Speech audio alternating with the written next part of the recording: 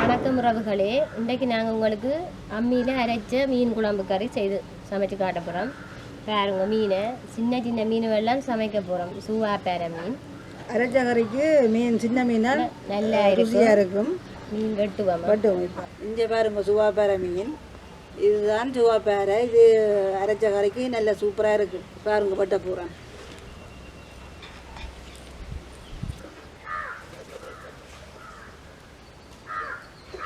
இதில் செவில் குறைவு தானே?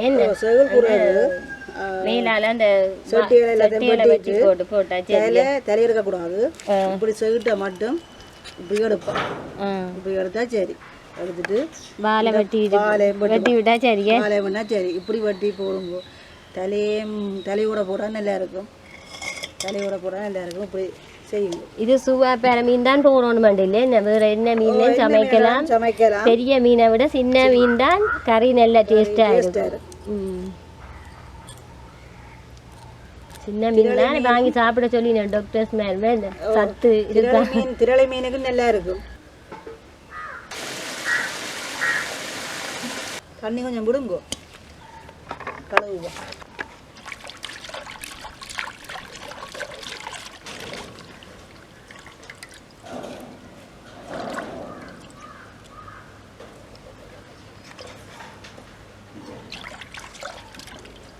சரி, நாங்கள் இப்போ அரைச்சி சமைக்கிறதுக்கு தானே முதல்ல மல்லியை இதை கழுவி வச்சுருந்த நாங்கள் இதை போடுறோம். இதை அரைப்போம். இது 100 கிராம் மல்லி. 100 கிராம் மல்லிக்கு தான் நாங்கள் அரைக்க போகிறோம். அதுக்காக கறி அளவு வைக்க போகிறோம். பாருங்கோ,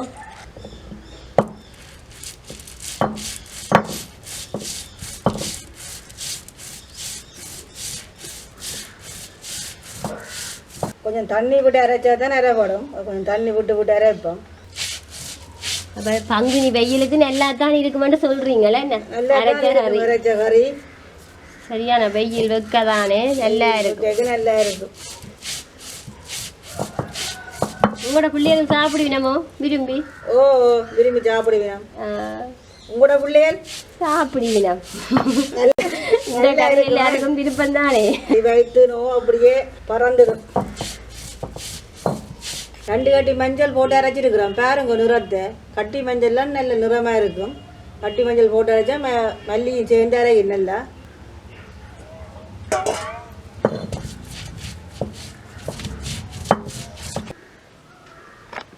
மூன்று மிளகாய், செத்தல் மிளகாய், காய்ஞ்ச மிளகாய் 3. 100 கிராம் மல்லிக்கு 3 செத்தல் மிளகாய். அதை 2 வெட்டி போட்டுருக்குறோம்.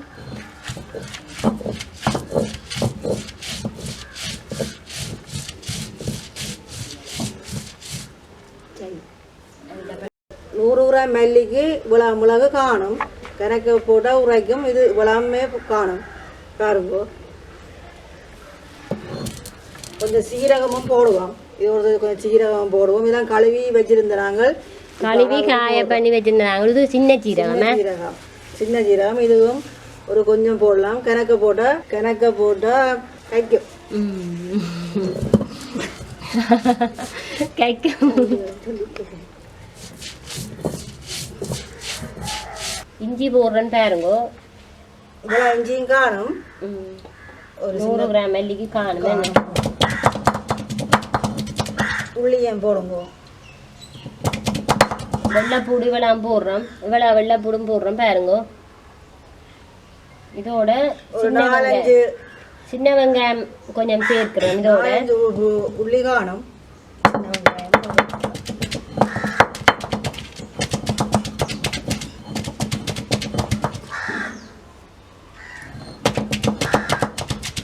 உள்ளி போட்டதான் வாசமா இருக்கு. அரைச்ச கறிக்கு வாசம்.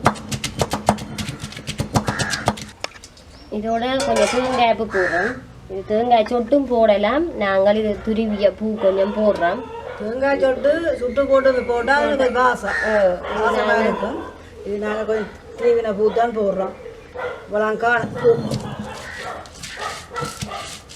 இந்த மண் சட்டிக்கு போடும். இந்த மண் சட்டிக்கு வையுங்க. மண் சட்டியில் இந்த கறி சமைக்க வேணும். இந்த பாருங்க திரளே.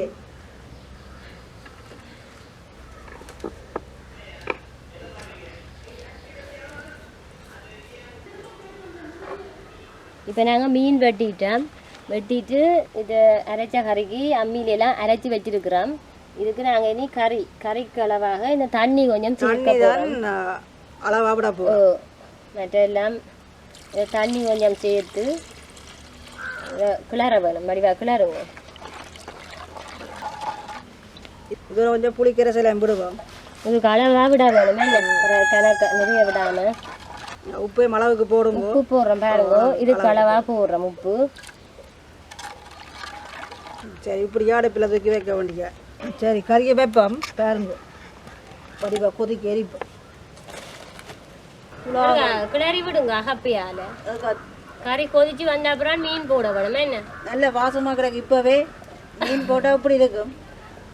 சட்டப்படி சட்டி எனக்கு, கறி எனக்கு இல்லை கறியோட சட்டியோட எனக்கு கறி இல்லை உமாக்கு சட்டி தானே வேணுமாண்ட நீர். எனக்கு கறி, உமாக்கு சட்டி. கொஞ்சம் கறி அண்ணா மெத்தையெல்லாம் எடுக்க போகிறோம். கறி கொதிச்சு வருது. மீனை போடுங்க. மீனை போடுவோமா? சின்ன மீன் தானே நல்லா இருக்கும், சாப்பிட்டு பாருங்க. சின்ன மீன் தான் சத்து கூட. பெரிய மீனை விட சின்னந்தான் சத்து.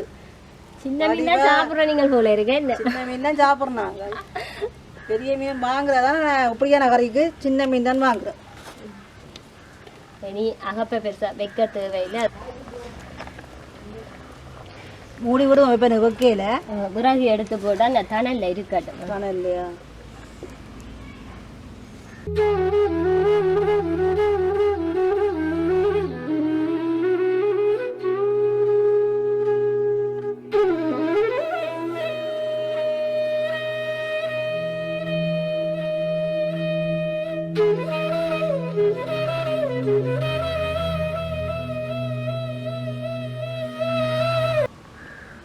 கறி கொதிச்சு வந்துருக்குது. என்ன நல்ல வாசமாக தான் இருக்குது. வடி நல்ல வடிவாக இருக்குது கறியை பார்க்க. இப்போ சாப்பிட்டா என்ன வாங்கிக்கிட்டது தப்பனு கருவேப்பிலையே சேர்க்கிறோம் பாருங்க. கருவேப்பிலை போட்டோட அது வேற இல்லவே இன்னொரு வாசம் கொண்டு வருது. என்ன நல்லா தான் இருக்குது. வாசம் முக துளைக்குது. இதாக்குங்க சாப்பிடுவோம் மினக்கடையில். இப்படி தடிப்பாக இருக்கணும் கறி. அப்போ தான் நல்லா இருக்கும். தண்ணியாக வைக்கக்கூடாது. தண்ணியாக வச்சா சொதி மாதிரி வந்துடும். இப்படி தடிப்பாக இருந்தால் தான் குத்தரிசி சோத்துக்கு நல்லா இருக்குது. சாப்பிட்டு பாருங்க செய்து. நாட்டரிசி சோறு பாருங்க. கத்தரிக்காய் வெள்ளைக்கறி, வெள்ளை கத்தரிக்காய் வெள்ளைக்கறி சாப்பிட்டு சாப்பிட்டு நல்லா இருக்கும்.